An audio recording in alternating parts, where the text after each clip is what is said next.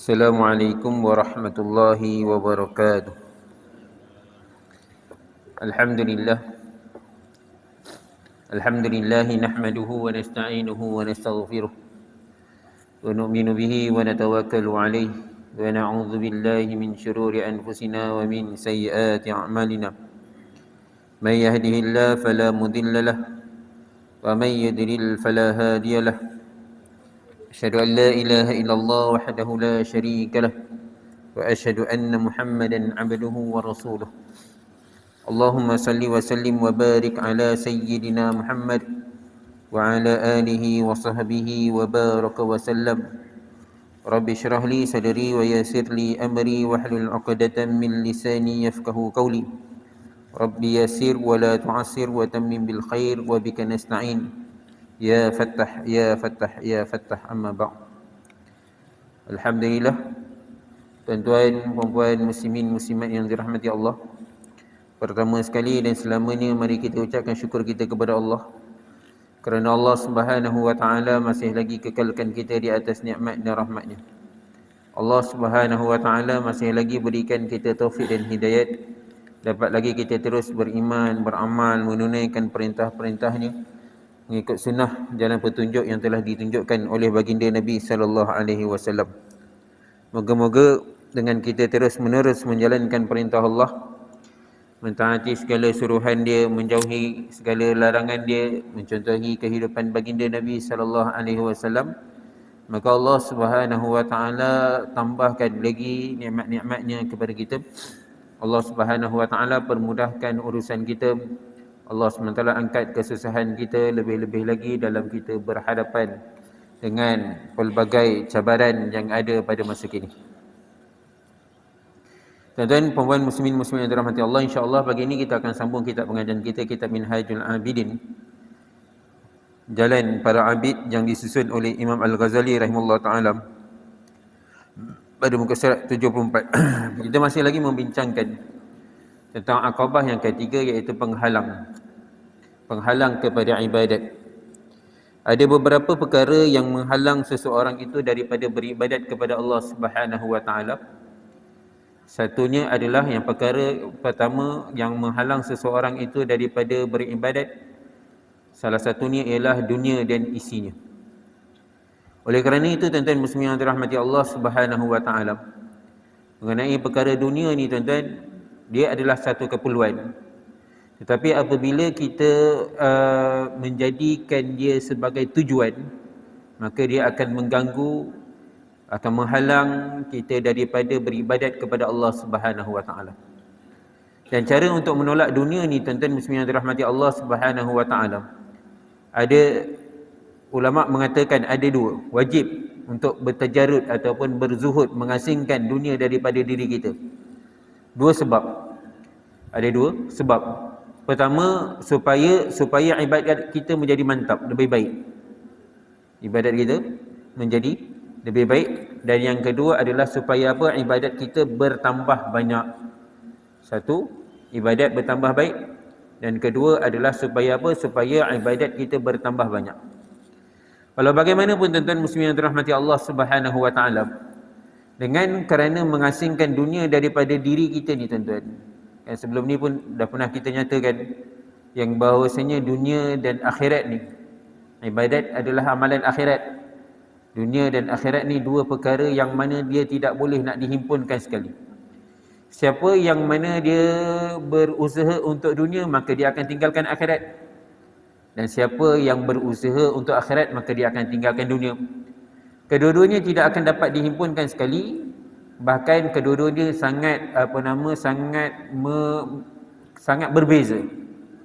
Siapa yang mana dia usahakan dunia, dia tinggalkan akhirat. Siapa yang usahakan akhirat, maka dia akan tinggal dunia. Maka ulama kata kita kena pilih yang mana yang lebih kekal. Tentu-tentunya yang lebih kekal untuk diri kita, tuan-tuan muslimin yang dirahmati Allah, adalah akhirat. Walau bagaimanapun, tuan-tuan muslimin yang dirahmati Allah, berapa ramaikah yang mana menyedari bahawasanya akhirat inilah satu kepentingan yang sangat-sangat perlu diusahakan.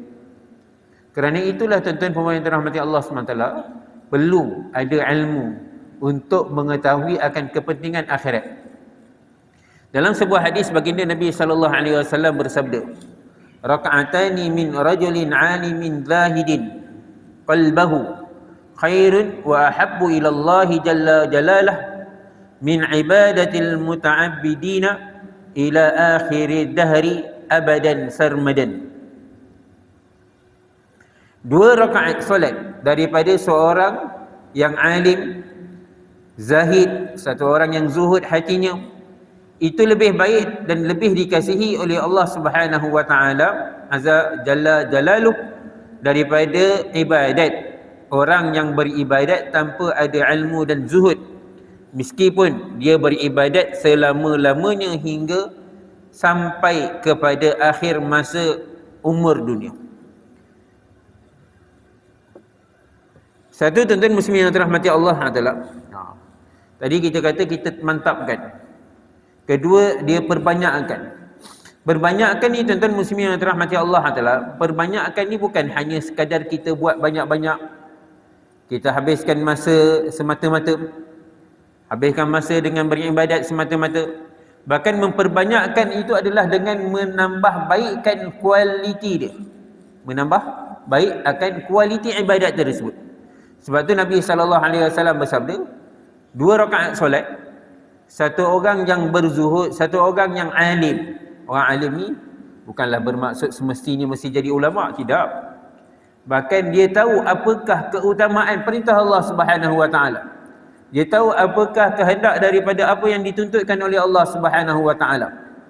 Itu lebih baik daripada satu orang yang mana dia hanya beribadat semata-mata tanpa ada ilmu, tanpa ada hati dia zuhud kepada Allah Subhanahu wa taala.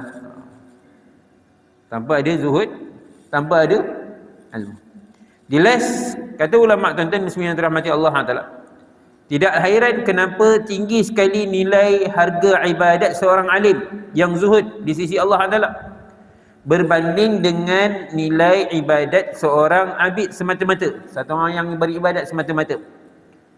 Orang yang alim billah, orang yang faham apa kehendak Allah, orang yang tahu apakah keutamaan dalam perintah-perintah Allah Subhanahu wa taala, lagi pula dia ni zuhud, hati dia zuhud.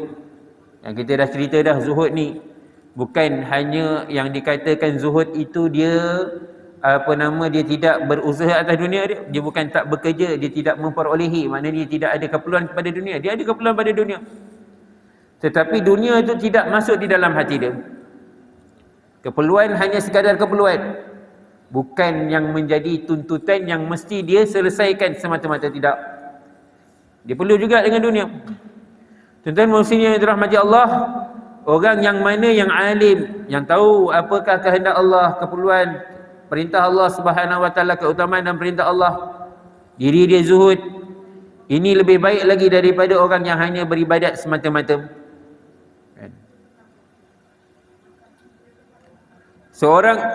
Satu orang yang alim, satu orang yang zuhud ni, dia merupakan satu orang yang mana mengenal Allah Subhanahu wa taala, dan dia lebih lagi bertakwa, lebih berjaga-jaga jaga perintah Allah Subhanahu wa taala, dan juga dia cintakan kepada Allah Subhanahu wa taala. Dan dia beribadat, satu orang yang alim, yang zuhud ni, dia akan beribadat kepada Allah Subhanahu wa taala dengan penuh mengerti. Dia tahu apakah mana satu amalan-amalan yang perlu diutamakan, ada amalan yang perlu dikemudiankan.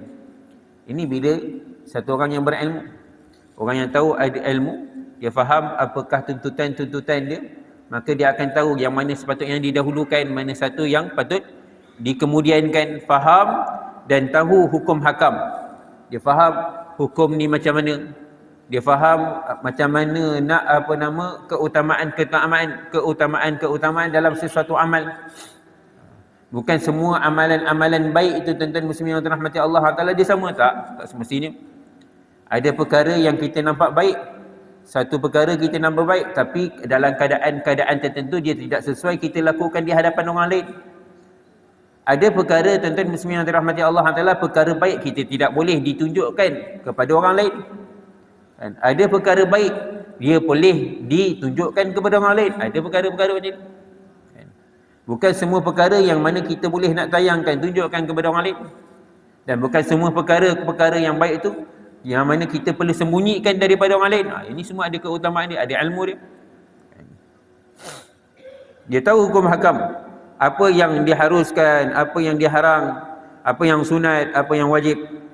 Tahu syarat-syarat rukun serta perkara-perkara yang mengesahkan dan membatalkan ibadat. Ini pun sama juga. Kan? Berapa ramai orang duk buat kebaikan-kebaikan tetapi dia tak tahu rupa-rupanya kebaikan yang dia lakukan itu telah terbatal kerana ada amalan-amalan yang mana dia lakukan nampak macam remeh sahaja. Remeh je. Benda tu macam tak ada apa-apa pun. Tapi kan sebab dia melakukan benda tu rupa-rupanya amalan dia dah terbatal. Ni bezanya orang alim dengan orang yang hanya semata-mata beribadat. Sementara sifat kezuhudan yang ada dalam hatinya telah membuatkan hatinya kasih kepada Allah Subhanahu wa taala, bukan kepada dunia yang fana. Dengan itu ibadat yang dikerjakan berlangsung dengan penuh ikhlas, mesra dan khusyuk. Sedangkan ibadat si abid yang jahil lagi cintakan dunia adalah sebaliknya. Oleh itu kebanyakan ibadatnya bermutu rendah dan rosak tanpa disedari akibat kejahilan si abid itu. Itu sebabnya tuan-tuan muslimin yang dirahmati Allah, kadang-kadang kan saya kalau dengar kat Yakin ni ada satu iklan dalam Yakin ni. Selalu juga kalau dengar dalam Yakin ni ada satu iklan, saya tak pasti siapa ustaz yang duk cakap. Dia bandingkan, dia bezakan di antara orang alim dengan orang yang beribadat. Satu orang alim, kalau tuan-tuan biasa dengar dalam Yakin ni, dia ada kata satu orang yang alim tak semesti banyaknya ibadat dia, dan satu orang yang banyak ibadat tak semestinya dia tu satu orang alim. Satu orang alim tak semestinya ibadat dia hebat-hebat. Satu orang yang mana dia bagus, banyak ibadat dia banyak, tak semestinya satu orang alim. Kan? Dan kita tidak boleh menilai, oh dia ni tak alim, ibadat dia kurang sangat. Oh dia ni alim sebab ibadat dia banyak. Tak boleh. Tak semestinya. Dalam hadis ni pun Nabi SAW jelaskan 2 rakaat solat. Maknanya tuan-tuan muslimin yang dirahmati Allah, penilaian ibadat tu tuan-tuan muslimin yang dirahmati Allah Taala adalah pada kualitinya, bukan kepada kuantiti dia. Dia punya kesan yang baik walaupun sedikit. Walaupun amalan dia sedikit, tapi amalan dia lebih berkualiti berbanding dengan amalan-amalan yang banyak tetapi dia hanya sekadar melepaskan batuk di tangga. Dia bunyi. Keadaan dia tak ada apa-apa. Orang alim ni tuan-tuan muslimin yang dirahmati Allah, tidurnya pun lebih baik lagi. Tidur orang alim ni tuan-tuan lebih ditakuti oleh syaitan lagi. Tidur orang alim. Sebab apa tuan-tuan muslimin yang dirahmati Allah Taala, orang yang alim billah ni, orang yang tahu apakah tuntutan perintah-perintah Allah Subhanahu wa taala, dalam dia buat sesuatu perkara pun yang nampak macam tak ada apa-apa, duduk-duduk je. Nampak macam duduk je. Itu pun boleh jadi ibadat. Boleh jadi ibadat. Duduk aje boleh jadi ibadat. Sebab apa? Dia tahu macam mana nak jadikan dia ibadat. Orang yang jahil ni tuan-tuan, perempuan muslimin yang dirahmati Allah, walaupun dia sedang beribadat, itu pun boleh menarik kemurkaan daripada Allah Subhanahu Wa Taala. Itu beza. Bukan nak menghalang, bukan makna saya nak kata menafikan ibadat tu, nak perbanyakkan ibadat, tidak. Tetapi pentingnya ibadat kita ni tuan-tuan, perempuan muslimin yang dirahmati Allah Taala, disertakan dengan ilmu. Bukan hanya kerana keinginan kita, jazbah kita. Kan, kita punya kesungguhan semata-mata, maka kita nak perbanyakkan ibadat tapi ibadat kita dilanggar. Kan, suka hati kita je nak buat-buat apa yang kita rasa kita buat, kita buat. Itu sebabnya tuan-tuan muslimin yang dirahmati Allah, tak ada istilah dia ni mulut dia jahat, hati dia baik. Kan? Mulut jahat, hati baik. Ini selalu kita dengar. Allah dia tu mulut dia jahat, hati dia baik, tak apalah, maafkan dia. Ini bukan cara ni tuan-tuan muslimin yang dirahmati Allah. Bagi orang luar tu dia nak nak baikkan hati dia, nak sangka baik kepada orang tu boleh lah. Tetapi bagi orang tu sendiri tuan-tuan muslimin yang dirahmati Allah, kan, bagus, Masya Allah banyak ibadat dia, tapi dia telah sia-siakan ibadat dia, tuan-tuan muslimin yang dirahmati Allah, dengan sebab dia punya kata-kata dia. Ini nampak. Sebab apa? Ini kejahilan.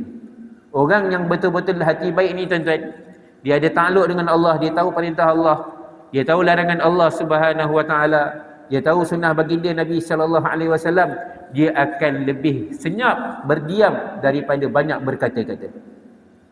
Kan?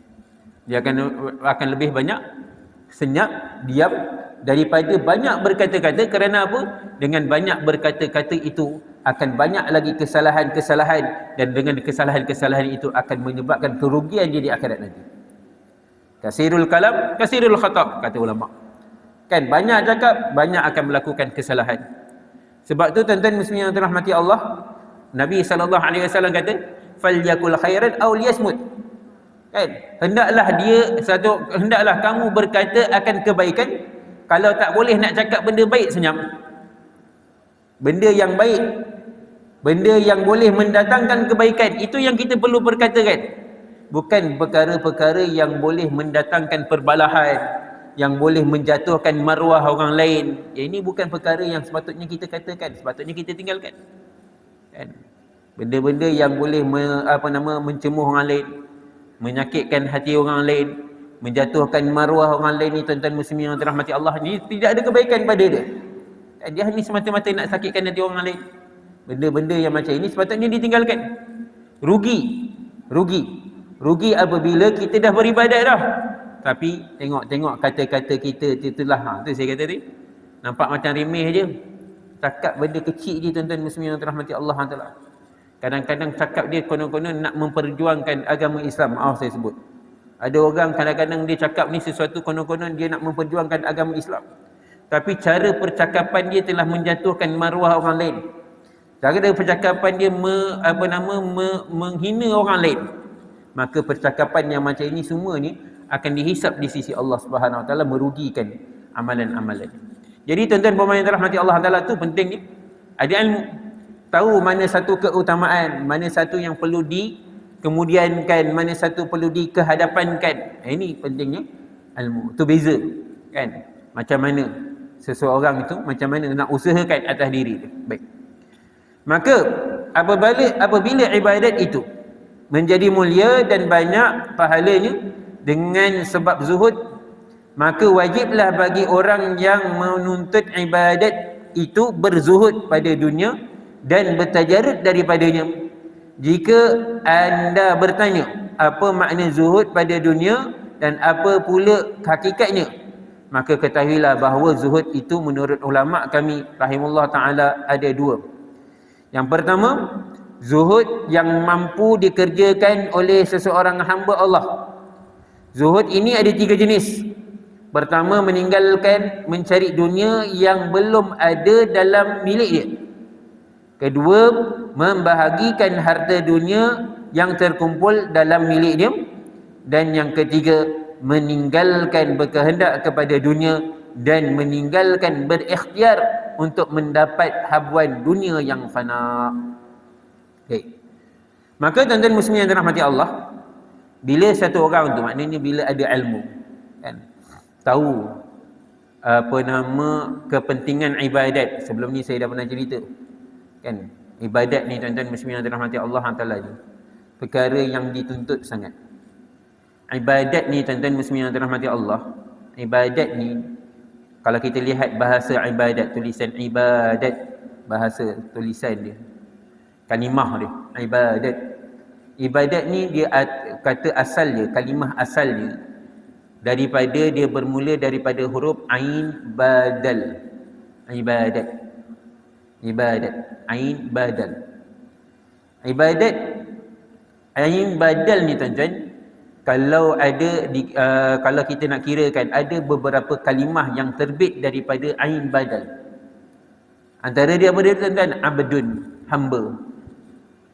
Abidun, abid, orang yang mana kuat ibadat. Tuan-tuan muslimin yang dirahmati Allah, saya suka sentuh untuk nak memperingatkan tentang ibadat ni. Mungkin sebab kita duduk sebut-sebut ibadat, dalam masa sama kita terlepas pandang apa itu ibadat. Tuan-tuan muslimin yang dirahmati Allah, ibadat ini adalah menghubungkan seseorang itu dengan Allah. Dan nak menghubungkan seseorang itu dengan Allah Subhanahu Wa Taala, dia perlu ikut contoh dia. Ibadat yang macam mana nak dicontohinya? Maka ibadat baginda Nabi sallallahu alaihi wasallam. Cara yang ditunjukkan oleh baginda Nabi sallallahu alaihi wasallam yang menghubungkan dia kepada Allah Subhanahu Wa Taala. Tuan-tuan, puan-puan muslimin muslimat yang dirahmati Allah, dalam masa yang sama, kan, ibadat ini adalah sesuatu perkara yang sangat-sangat mulia. Dan orang yang mana menunaikan ibadat ni, dia sangat-sangat mulia di sisi Allah Taala. Dan orang yang menunaikan ibadat ni, tuan-tuan muslimin yang dirahmati Allah, dia adalah hamba Allah. Hakikatnya tuan-tuan, puan-puan muslimin muslimat yang dirahmati Allah, hamba manusia ni dihina. Hamba kepada manusia ni hina. Sebab apa dihina? Sebab dia tidak, harta dia, diri dia, bahkan maruah dia, tuan-tuan muslimin yang dirahmati Allah, adalah milik Tuhan dia. Hamba ni tak ada harta. Hamba ni tak ada masa, dia sendiri pun tak ada. Masa dia milik Tuhan dia. Harta dia tak ada. Diri dia pun milik Tuhan dia. Maruah dia pun milik Tuhan dia. Tak ada apa-apa. Kan? Dia kena ikut taat kepada Tuhan dia semata-mata. Kena jalankan, kena taat kepada kehendak daripada Tuhan dia. Ni hamba kepada manusia, hina, tak ada apa-apa. Tapi hamba kepada Allah kata, tuan-tuan, mulia. Sangat-sangat mulia. Bahkan tuan-tuan, puan-puan muslimin muslimat yang dirahmati Allah, Allah Subhanahu Wa Taala panggil baginda, gelarkan baginda Nabi sallallahu alaihi wasallam dengan panggilan hamba. Subhanalladzi asra bi'abdihi. Surah Isra. Maha suci Tuhan yang telah menjalankan pada waktu malam akan hamba dia. Abdihi. Siapa hamba dia? Bi'abdihi ni hamba dia siapa? Itulah baginda Nabi sallallahu alaihi wasallam. Kenapa Allah SWT tidak sebut bi khalilihi ke, bi habibihi ke, ataupun bi rasulihi ke, bi nabiyhi ke? Kan? Tak sebut dengan kekasih dia. Tak sebut panggilan kekasih dia ke, rasul dia ke. Tak. Allah Taala panggil baginda, sebutkan, gelarkan baginda Nabi sallallahu alaihi wasallam dengan panggilan hamba. Hamba. Kerana apa? Kerana tuan-tuan muslimin yang dirahmati Allah, baginda Nabi sallallahu alaihi wasallam adalah satu orang makhluk yang Allah Taala ciptakan, yang mana telah menyempurnakan diri baginda untuk memperhambakan diri kepada Allah Taala 100%. Hamba kepada Allah Ta'ala, dia tundukkan diri dia, masa dia, keperluan dia, harta dia untuk Allah Subhanahu Wa Ta'ala. Dia abdikan diri dia untuk Allah Subhanahu Wa Ta'ala. Jauhi larangan Allah. Inilah hamba. Dan baginda Nabi sallallahu alaihi wasallam adalah hamba Allah Ta'ala yang paling sempurna. Paling sempurna. Itu nama dia daripada abdun, hamba. Maka tuan-tuan muslimin yang dirahmati Allah, kerana daripada abdun juga disebutkan ibadat. Maksudnya ibadat mana dia mengabdikan diri dia beribadat kepada Allah Subhanahu Wa Ta'ala. Maka tuan-tuan, puan-puan muslimin muslimat yang dirahmati Allah, tentunya ibadat ini adalah sesuatu kemuliaan yang sangat tinggi apabila satu orang tu jadi hamba kepada Allah Subhanahu Wa Ta'ala. Jadi hamba. Jadi tuan-tuan muslimin yang dirahmati Allah, dan untuk jadi beribadat kepada Allah Subhanahu Wa Ta'ala, nak mendapat kesempurnaan ibadat kepada Allah Ta'ala ni, kita kena ada ilmu. Satunya ilmu tentang hukum ahkam dia, kena tahu. Dan juga perlu tahu ada ilmu tentang keutamaan-keutamaan dia. Kena ada ilmu tentang penghalang-penghalang dia. Apa yang menjadi penghalang kepada satu orang itu tidak dapat beribadat kepada Allah Subhanahu Wa Ta'ala. Itu sebelum ni kita cerita pada awal-awal dulu tentang ilmu. Kemudian kita ceritakan tentang taubat. Cerita tentang taubat. Pentingnya taubat ini untuk kita mengelakkan daripada kita menjadi sebab penghalang juga sebenarnya. Halang apa dia? Dosa. Antara sebab satu orang tu terhalang untuk menunaikan ibadat kepada Allah Ta'ala adalah kerana dosa-dosa dia yang tidak terampun oleh Allah Subhanahu Wa Ta'ala. Maka dia perlu bertaubat supaya Allah Ta'ala ampunkan dosanya dan dia dapat kekuatan untuk beribadat. Dan begitu juga tuan-tuan muslimin yang dirahmati Allah adalah yang akan menghalang seseorang itu daripada beribadat adalah kerana apa? Kerana sibuk dengan dunia. Mengutamakan dunia. Saya sebut kat sini mengutamakan dunia. Kerana apa tuan-tuan? Puan yang dirahmati Allah adalah dunia pun keperluan. Ada keperluan dia. Bukan mana kena tinggalkan langsung. Tidak. Untuk orang di permulaan. Untuk kita yang mana yang biasa-biasa ni tuan-tuan muslimin yang dirahmati Allah, dunia tu keperluan. Ada tahap tuan-tuan muslimin yang dirahmati Allah, orang yang mana orang Allah ni tuan-tuan arif billah, orang yang mana ahlullah ni tuan-tuan muslimin yang dirahmati Allah, sampai satu masa tuan-tuan dunia ni bukan lagi keperluan dia. Dia tak heran pun dengan dunia. Allah Taala yang tundukkan dunia, dia duduk dia dunia sampai. Ni sampai satu tahap. Sampai satu tahap. Dan tuan-tuan muslimin yang dirahmati Allah, bukan maknanya kita tiada dituntut, tapi perkara ni sangat-sangat susah untuk sampai kepada keadaan. Dan Nabi SAW sendiri tidak menunjukkan cara yang sebegini untuk kita contohi, tidak. Kan? Nabi SAW hidup dalam keadaan mutawasid. Nabi SAW mu'tadil, bersederhana. Bersederhana dalam kehidupan baginda Nabi SAW. Tidaklah menolak dunia semata-mata, tidaklah menumpu hanya akhirat sahaja. Ada juga urusan-urusan dunia, walau bagaimanapun baginda Nabi SAW ubahkan urusan-urusan dunia itu jadi akhirat. Ini keadaan baginda. Ada urusan-urusan dunia, tapi urusan dunia itu diubahkan jadi akhirat. Memang ada pengurus kan pada baginda Nabi SAW. Ada orang yang akan bantu baginda menguruskan harta-harta baginda Nabi SAW. Tapi dalam pengurusan itu, baginda Nabi SAW ubahkan kepada menjadi akhirat. Ini cara baginda Nabi SAW. Jadi tuan-tuan muslimin yang dirahmati Allah SWT, oleh kerana nampak dia pentingnya ibadat ni. Ibadat ni perkara yang penting. Dan kita perlukan usahakan atas ibadat. Antara perkara-perkara yang perlu untuk kita nak memperbaiki, nak jadi orang yang terbaik dalam beribadat kepada Allah, mengabdikan diri kepada Allah Subhanahu Wa Taala, adalah antara perkara yang menghalang dia daripada dia beribadat adalah kerana dunia. Maka oleh kerana itu tuan-tuan muslimin yang dirahmati Allah, satu orang yang mengetahui itu, orang yang tahu akan bahayanya dunia ni, maka dia perlu untuk berzuhud, bertajarud, mengasingkan diri dia daripada dunia. Dan ulama kata ada dua keadaan zuhud ni. Ada dua keadaan zuhud. Satunya zuhud pada permulaan. Satu lagi zuhud yang mana dia telah memang dah ada dalam diri dia. Satu pada permulaan, dia baru nak belajar zuhud. Satu memang dah sebati dalam diri dia. Orang yang pada permulaan zuhud ni tuan-tuan, baru nak belajar zuhud, maka ada tiga perkara yang perlu dia lakukan nak belajar zuhud. Belajar, moga Allah Taala berikan kita kekuatan yang macam ni tuan-tuan. Apa dia?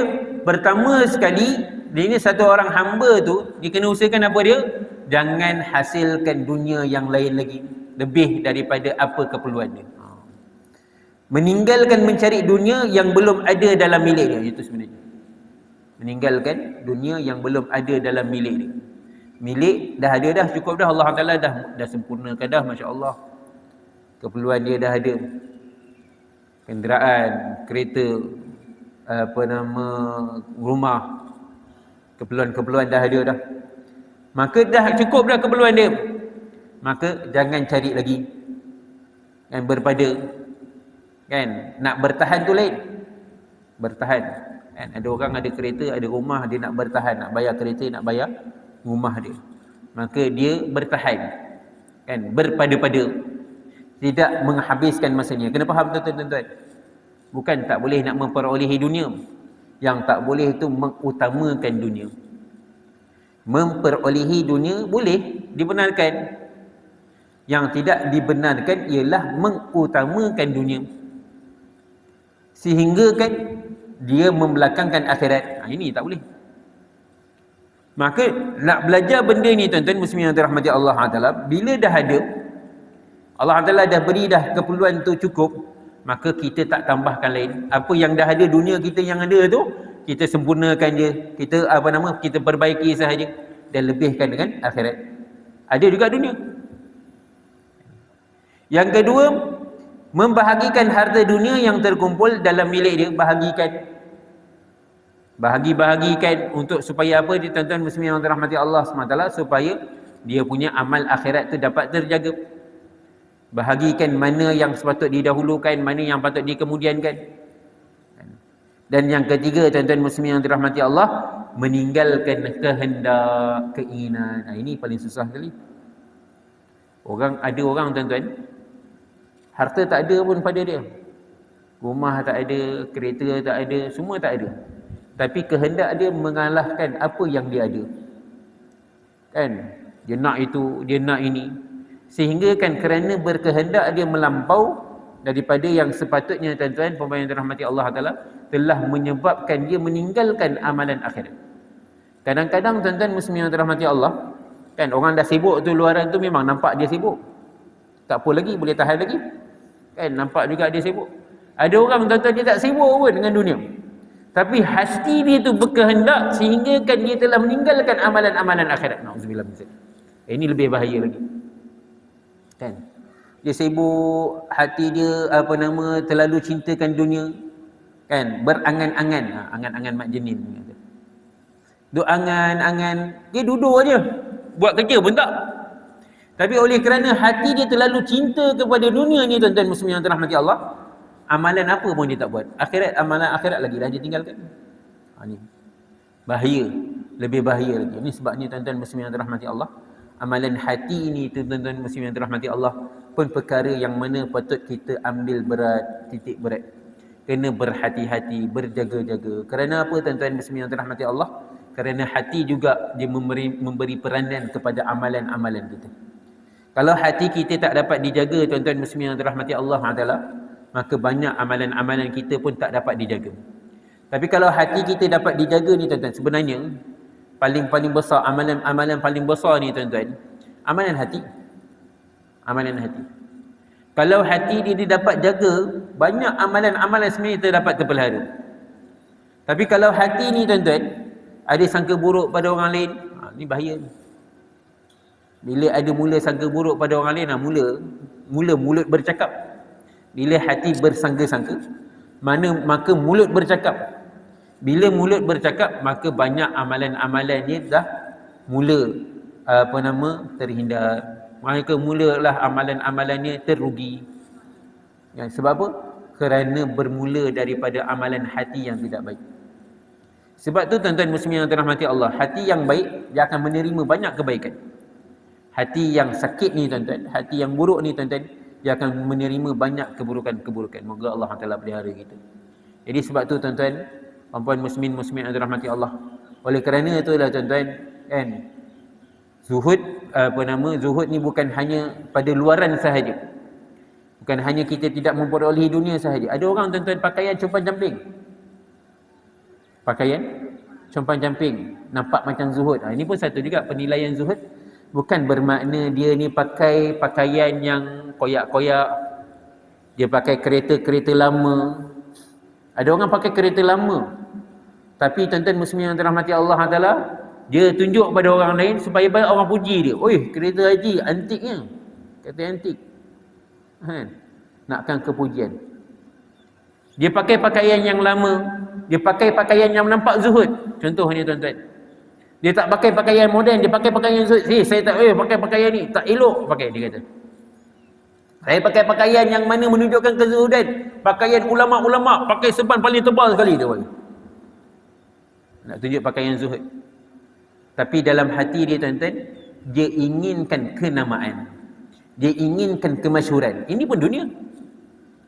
Dia nak orang puji dia, dia nak orang menama-namakan dia, dia nakkan orang masyhurkan dia. Nampak? Ini pun dunia. Dunia bukan hanya semata-mata kita nak hasilkan harta. Dunia juga tuan-tuan muslimin yang dirahmati Allah, bila kita sibuk nak hasilkan nama, nak hasilkan kedudukan. Berapa banyak orang tuan-tuan, orang yang mana dia tak urusan-urusan. Contohnya tuan-tuan muslimin yang dirahmati Allah, kan, ahli jawatan kuasa. Kan kadang-kadang ahli jawatan kuasa masjid ke, surau ke, kampung ke, tak ada gaji pun. Tapi berapa ramai orang berebut? Ada gaji? Tak ada gaji. Tapi kenapa orang berebut? Kerana ada kedudukan di situ. Boleh nak buat apa-apa, boleh nak itu, boleh. Inilah dunia. Dan benda tu jadi apa dia? Sebab hati ada keinginan. Jadi tuan-tuan, puan-puan muslimin muslimat yang dirahmati Allah, oleh kerana itu tuan-tuan muslimin yang dirahmati Allah, antara perkara utama untuk kita pelihara juga untuk kita menghasilkan zuhud adalah kita menjaga hati kita. Sebab tu tuan-tuan muslimin yang dirahmati Allah, kan pada permulaan ni, kan apa yang ada pada kita, kita berpada-pada. Apa yang dah ada cukup kita hasilkan. Kalau tak ada lagi, kita usahakan yang terbaik, kan. Itu pun kita jangan keterlaluan. Ada keadaan mana orang ada keperluan, memang ada keperluan pun, dia perlukan begini, dia perlukan begitu, itu keperluan dia. Tapi berpada-pada dengan keperluan itu, jangan melampau sampaikan mengutamakan lebih daripada akhirat. Apa yang dah ada, maka dia bahagi-bahagikan supaya apa? Dapat dia sempurnakan amal ibadat dia. Dan dalam hati dia sentiasa dia berjaga-jaga, jangan sampai hati dia merosakkan amal-amalan. Jadi tuan-tuan muslimin yang dirahmati Allah, moga Allah Taala berikan kita kekuatan, kan, usahakan, kan, dapat perbaiki, kan. Macam yang saya kata tadi, saya ulang lagi, bukan bermakna tidak boleh mengusahakan dunia, boleh. Yang tak boleh itu adalah mengutamakan dunia. Moga Allah Taala berikan kita ni banyak manfaat. Bagi Allah Taala berikan kita kekuatan untuk terus menunaikan perintah dia, ikut sunnah Nabi sallallahu alaihi wasallam. Saya rasa sampai sini sahaja tuan-tuan. Moga yang baik ini datang daripada Allah, yang lemah kurang kelemahan diri saya minta maaf, ampun. Kita tutup majlis dengan tasbih kafarah dan surah subhanallah bihamdihi subhanakallah bihamdika asyhadu an la ilaha illa anta astaghfiruka wa atubu ilaik. Bismillahirrahmanirrahim. Wal 'asri innal insana lafi khusr illa alladziina aamanu wa 'amilus solihati wa tawassaw bil haqq wa tawassaw. Assalamualaikum warahmatullahi wabarakatuh.